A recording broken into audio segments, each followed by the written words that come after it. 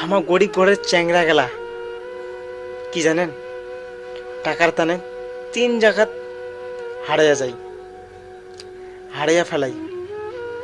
1, বাবা মাক। 2, বন্ধু বান্ধব।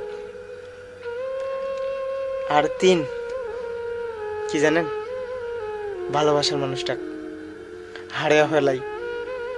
কিসের কারণে কওয়া দেখি? টাকার টানে।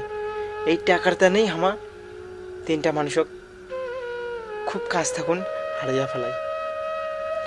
এমন সময় এমন কিছু হবে যা টাকার টানে আত্মরিবা লাগাছে, আত্মরিবা অমূল্য হয়ে পড়েছে আমার।